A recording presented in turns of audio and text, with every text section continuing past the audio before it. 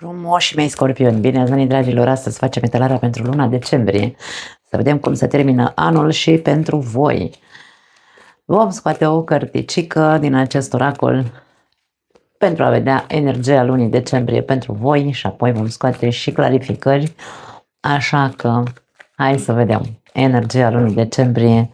Iată că a sărit primii pași, dragă scorpioni, ești invitat să faci, nu știu, primii pași către un alt drum. Aici avem un drum așa în S, avem un drum sinuos, să spunem, însă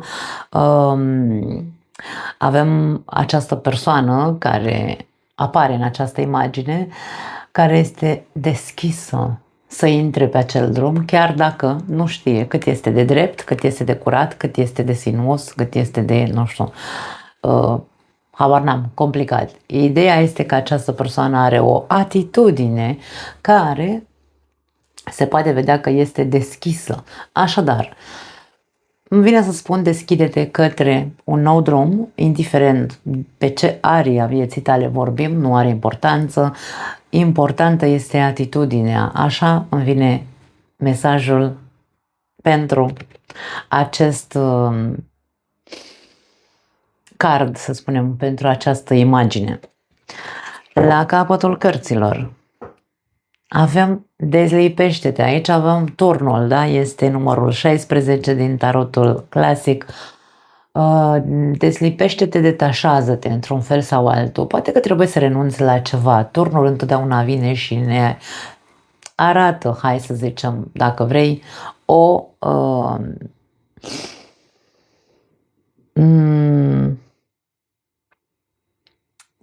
dezlipire, cum am zis, da? O detașare la ceva anume. Dacă aici vorbim despre primii pași pe un alt drum, poate că este vorba despre a te detașa de zona de confort, de a ieși din zona ta de confort. E nevoie să faci primele mișcări, însă atitudinea ta trebuie să fie una deschisă. O să profit acum să prind lumânărica, pentru că mi s-a stins cealaltă, pare că e consumată, chiar dacă e consumată doar pe jumătate, dar o să-mi permiteți câteva secunde, dacă nu vreți să mă vedeți făcând asta, derulați video un pic. Bun, am terminat, n-a fost așa de mult. Hai să vedem la ce se referă acești primi pași pe care scorpionul ar trebui să-i facă. 8 de monede. 8-ul de monede este cartea perfecționării, da? Cartea muncii. Poate că pentru unii dintre voi are legătură cu un alt job sau are legătură cu a te perfecționa, a face niște cursuri în plus în cazul în care vorbim despre a obține un post mai bun sau, nu știu, un job mai bun sau un proiect de-al tău. Aici vorba despre dedicare. Trebuie să te dedici, să faci primii pași în a te dedica în ceea ce tu știi că, nu știu, a te dedica să faci o muncă repetitivă. Despre asta e vorba în 8-ul de monede, pentru a ajunge la excelență într-un fel sau altul. Ok? Sunt eforturi. 8-ul de monede arată eforturile pe care tu trebuie să le depui zilnic pentru ca acest nou drum, că nu are de ce să fie neapărat doar pe finanțe, însă eforturile palpabile pe care tu trebuie să le faci pentru a putea avansa, de ce nu, pe acel nou drum, hai să spunem, mai încrezător. Da? Avem cavalerul de spade. Cavalerul de spade este acea energie din tine, acea energie de luptător care zici, ok, eu vreau să lupt pentru cauza mea. Ok. Atenție, cavalerul de spade, ca și oricare altă carte, știm că are și conotații negative, însă hai să mai vedem niște cărți ca să putem să zicem unde ar putea să ne ducă acest cavaler de spade, acțiunea, da? Avem împăratul. Pentru unii dintre voi poate să fie către independență. Independență din toate punctele de vedere, nu doar financiară. Independență și putere personală. Poate că unii dintre voi aveți nevoie să începeți un drum de căutare interioară ca să vă repuneți pe picioare. În cazul în care vorbim despre unii dintre voi, pentru că nu toți scorpionii sunt la fel, știm foarte bine, nu toți, nu știu, peștii sunt la fel și așa mai departe, nici o zodie, niciun grup de persoane din aceeași zodie nu sunt la fel, dragii mei. Acum, pentru cei care vă simțiți mai, nu știu, poate cu o autostimă mai joasă sau poate cu o nesiguranță într-un fel sau altul, multe frici și așa mai departe, la voi este vorba despre a învăța să renunți, da, turnul, să te detașezi de anumite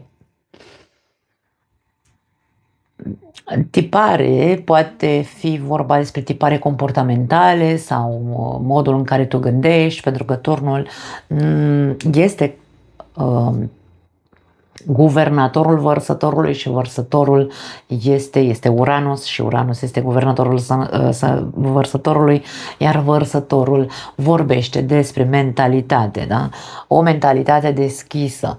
Aici această persoană este cu mâinile în sus către cer, e ca și cum cere, se deschide și cere, nu știu, inspirație, cere înțelepciune, cere înțelegere. Poate că ai nevoie să te detașezi de anumite tipare care, mentale, care nu sunt de folos.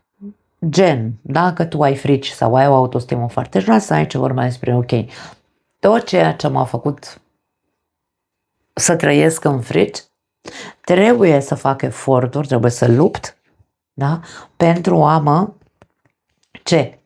mă, nu știu, am recupera sau am structura împăratul o bună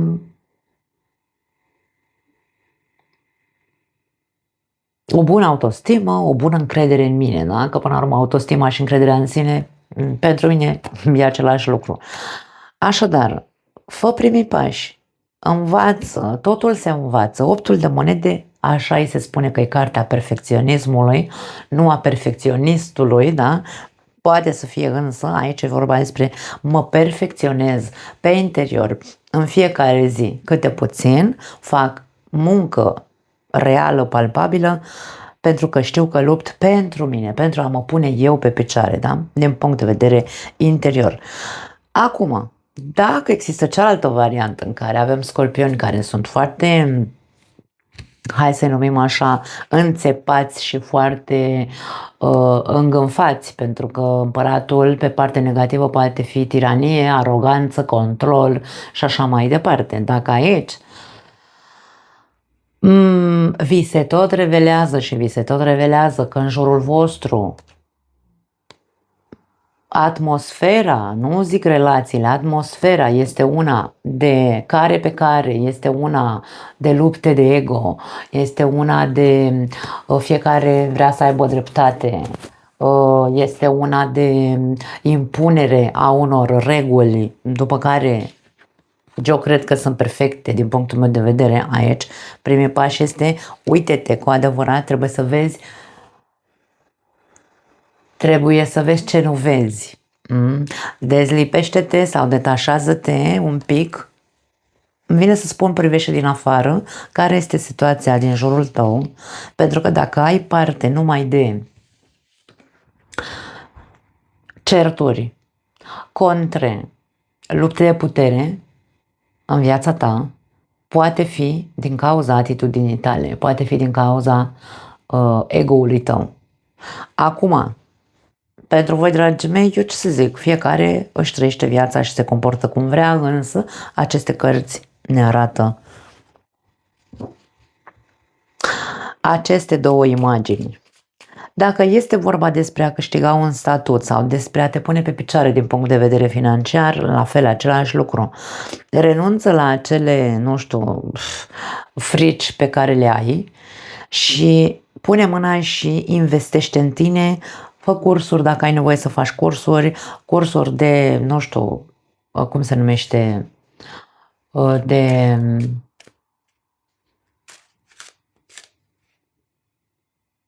că nu mi iese în românește.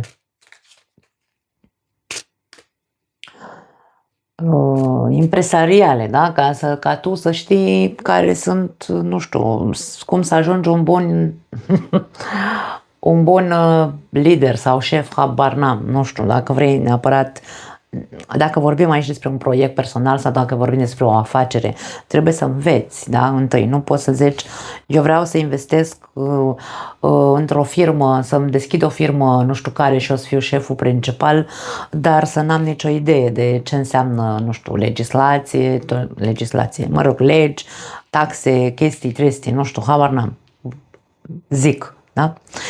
Aici trebuie să te perfecționezi. Hai să vedem. Atenție la luptele de putere cu figuri de autoritate, pentru că împăratul este figură de autoritate. Nu știu dacă figura de autoritate ești tu sau este un șef sau o altă firmă cu care tu colaborezi sau așa, deci atenție aici. Optul de monede îți cere să lupți pentru ceea ce tu ai dedicat acelei firme, de exemplu, timpul tău. Optul de monede poate să fie vorba despre faptul că, ok, eu sunt o persoană foarte dedicată sau am dedicat 12 ore pe zi la mine la job, eu trebuie să lupt nu lupt împotriva firmei sau împotriva șefului, ci lupt pentru drepturile mele. Cam asta este ideea, da? Ți se cere să faci primii pași, este ultima lună din an, poate că e un soi de bilanț și la voi. 5 de cupe. 5 de cupe poate să ne accentueze energia turnului de aici, dar hai să vedem la ce se referă. 4 de bâte și caleașca.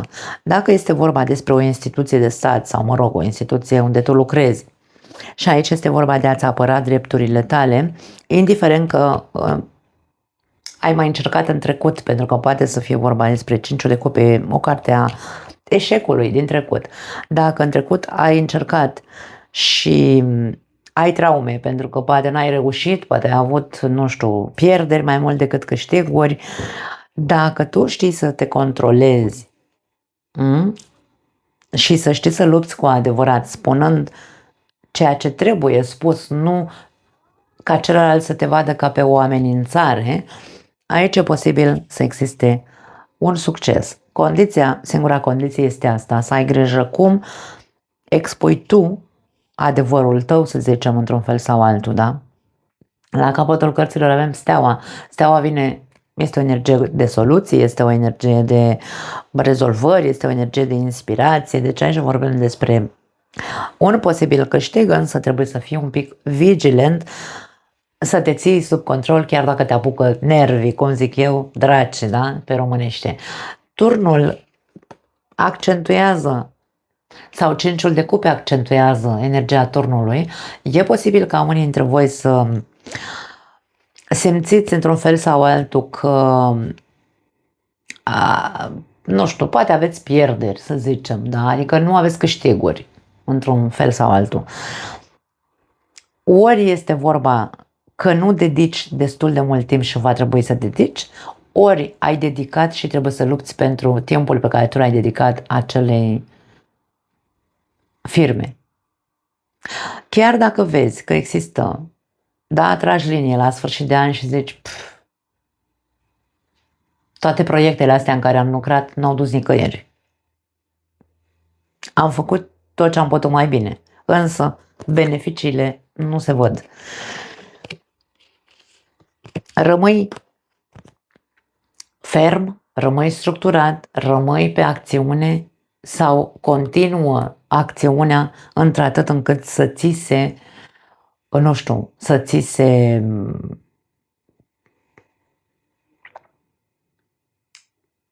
plătească toate drepturile, îmi vine să zic. Dar am zis, singura, hai să o numim condiție, este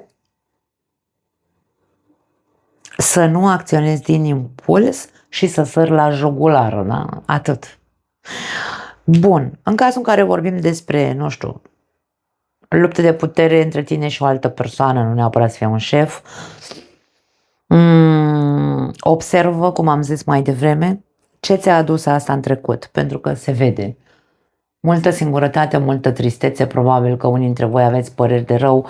În momentul în care regretăm, pentru că Centrul de Cupe e o carte a regretelor, da, a suferinței, în momentul în care regret ce am făcut în trecut, însă nu fac eforturi să îmbunătățesc situația, ci sunt tot așa cu sabia în mână, da, și certăreț, și impunător, și tiranic, cum pretind, da, am păreri de rău, dar nu vreau să arăt, da? Cum pretind ca lucrurile să avanseze, cum pretind să se așeze într-un fel sau altul, nu știu, nu liniștea și pacea, că nu e neapărat nevoie, nu e neapărat vorba despre liniște și pace, este vorba despre reconstrucție. Patru de bâte este o carte de reconstrucție a ceea ce am distrus, da, într-un fel sau altul, în trecut. Dar nu pot să reconstruiesc dacă atitudinea mea nu este să muncesc cu mine și să nu mai fiu ăla care dă cu pumnul în masă. Ok.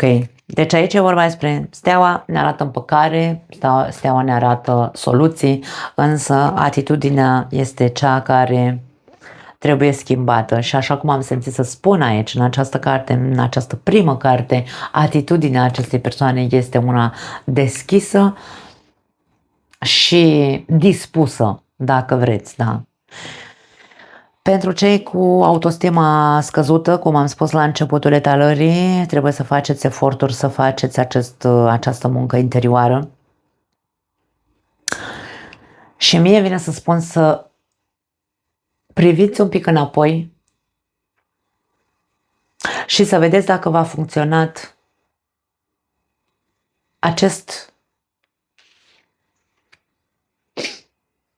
îmi vine să spun această cumpătare, iertare și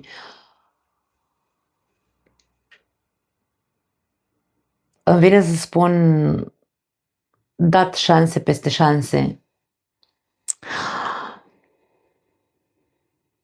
acelei persoane care te-a făcut să suferi, care te-a ignorat sau poate care te-a umilit.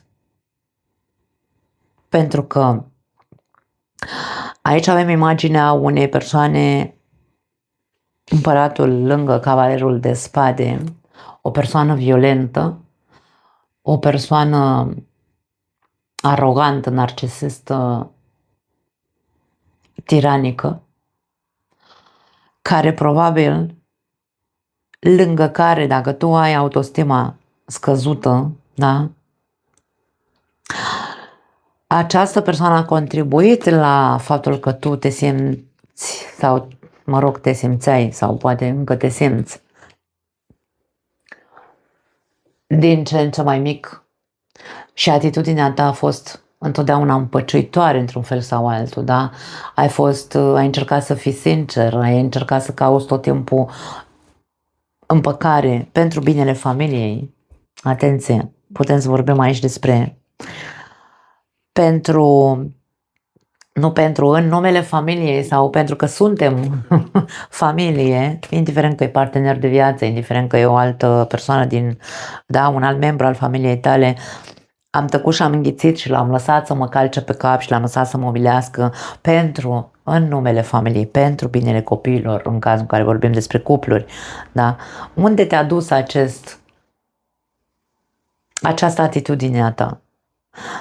Poate că la un colaps pentru unii dintre voi emoțional sunteți varză și aici e vorba, măi Scorpionule, tu nu uita cine ești, da? Pentru că Scorpionul este una dintre cele mai puternice zodii din tot acest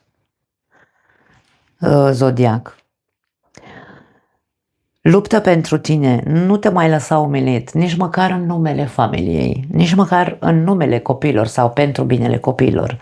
Nu, aici este despre a reuși tu să înțelegi.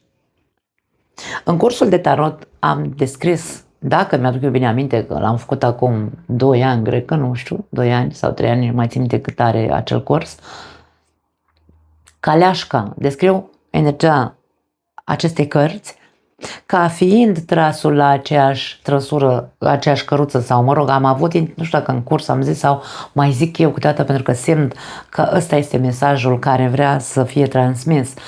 Când nu există echilibru, pentru că e o carte de avans, de echilibru, de, nu știu, de succes, să-i spunem așa, ca să ai succes trebuie să fii conștient că lupta nu este unul e tare și celălalt e călcat pe cap. Lupta trebuie să fie egală, trebuie să tragem la aceeași căruță, să luptăm în egalitate sau împreună pentru a reconstrui ce s-a pierdut, pentru a reconstrui relația în cazul în care se poate și nu este atât de toxică cum se vede pentru unii dintre voi. Dar când tu înțelegi care este interpretarea cu adevărat ta, tragem la aceeași căruță, suntem pe picior de egalitate, nu unul este victimă și celălalt este agresor. E vorba despre tine. Muncește, investește în tine, luptă pentru tine, să-ți recuperezi drepturile, dreptul de a fi în egalitate în relație. Da? Cam asta este, dacă nu, ia-te și du-te, pentru că e caleașca. Din nou vorbim despre plecare, distanțe, călătorii, habar n-am, mutare și așa mai departe. Astea sunt mesajele. Decembrie este, eu simt, l-am simțit la fiecare zodie în parte, este o lună de bilanț, da? Bilanțul întregului an. Fă-ți bilanțul și vezi că poate trebuie să renunți la ceva. Poate trebuie să renunți la o persoană tiranică care nu-ți folosește oricum cu nimic în viața ta, sau poate că trebuie să renunți tu la a fi un tiran și să lupți alături de celălalt dacă celălalt trage pentru familie, da? Cam asta e ideea. Nu pot să spun altceva. Vă pupăcesc, dragii mei. Ne vedem data viitoare. Ciao!